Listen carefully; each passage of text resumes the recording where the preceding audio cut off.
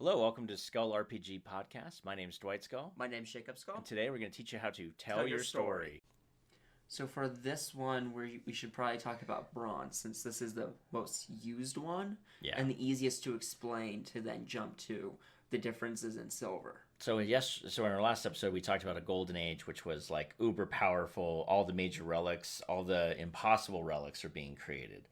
You know, sentient swords or fully functioning AI that can plot wormhole technology to the stars or things of that nature. Magical trap that can siphon the will of the gods to give you power. Exactly. Some crazy amount of things. And then we moved to the Bronze Age. We'll talk about the Silver Age and maybe another age here shortly, but different episode. But the Bronze Age is typically where all of that stuff has fallen into disarray. It's fallen into ruins. Maybe there's been a world ending event once or twice, and I don't mean like the world's exploded, just the entire world has been turned upside down several times, where massive kingdoms are no longer almost even remembered, and their ancient crazy secrets are, buried or stolen or scattered throughout, destroyed.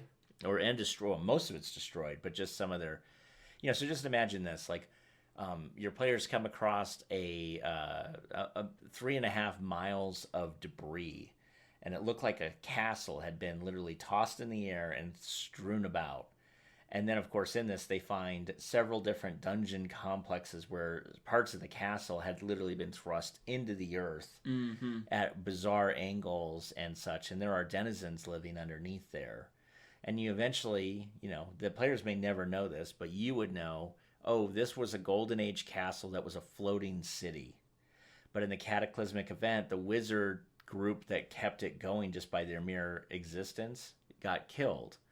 And because of that, the magic that they had imbued into it also eventually, after 300 or 400 years, seeped out of the flying castle, and it literally just toppled to the earth, creating this. Many of its secrets were destroyed. Many of its artifacts were destroyed in the blast, but some have survived. And if for the wary adventurer, the adventurer that wants to test, try it out, they can try to go into this and fight magical traps of the Golden Age.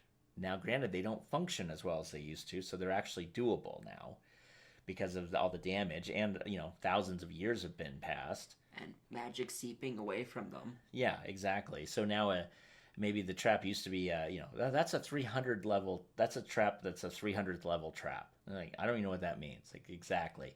But now it's like a level 20 trap because it's been thousands of years, it's been damaged, and the magic has been eking out of it so slowly that your players have a shot of not getting killed.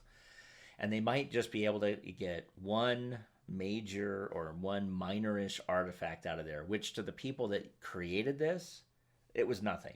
So mundane. It was so, like, just, we have 100 of these. We don't care, right? Oh yeah, we made millions of these Ring of Invisibilities. Right. I guess we'll throw 3 in here because we forgot about them. Yeah, they survived. They just survived the, it was just what you did, And so, that said, the Bronze Age is an age where you're exploring the relics of the past, trying to find what treasure to you can find. And in many cases, it's not considered treasure to the people that actually built these things, because it was just, again, a mundane object. And think about it this way. The laptop that you're using or the phone that you're using, these are magical artifacts to somebody in the 1970s. Mm-hmm. Impossible objects to somebody in the 30s. And objects that don't even make any comprehensible sense to somebody in, like, the 1800s.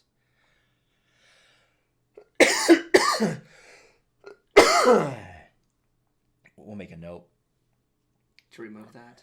Yeah.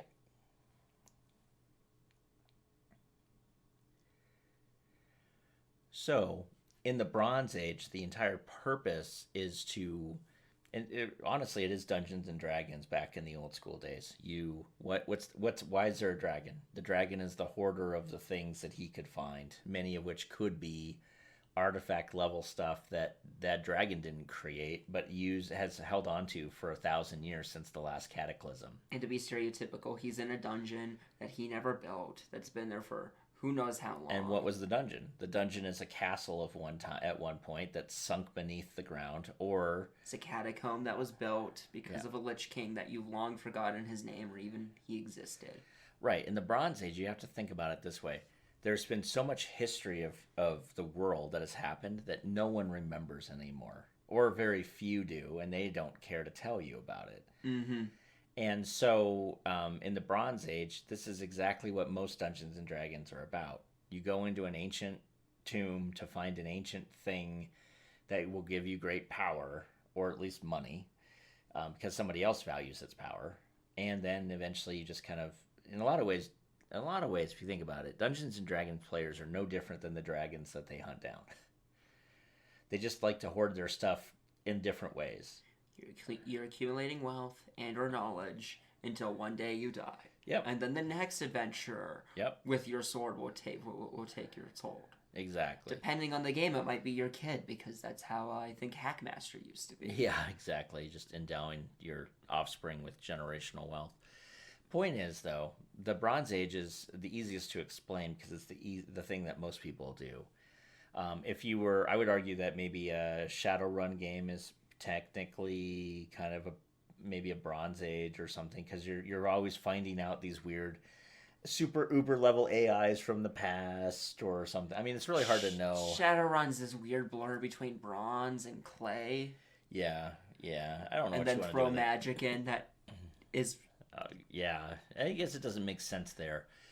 If you're gonna play a Bronze Age Vampire the Masquerade game, I'd probably set it in Victorian or Middle Ages, like when the Masquerade was starting to come about, because that was kind of the end of their power at that point, whenever the vampires decided that hiding was better than ruling. Mm-hmm.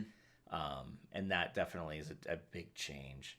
So there's different ways to do it. It's not like you even have to think about it in this regard. I just want you to know that if you're starting out in a world building, it really does help to figure out what kind of age you want to play in. So if you want to have ruins and stuff that your players can play in, chances are you're going to be more bronze than anything else. And if you don't want to have any ruins and you want to have them meeting the people that will be the legendary creators of the world and the gods and stuff and hanging out with that, then you're more of a golden age type of a person. So hopefully that helps, and we will see you in the next episode. Thanks for listening. And for more resources, please go to skullrpg.com.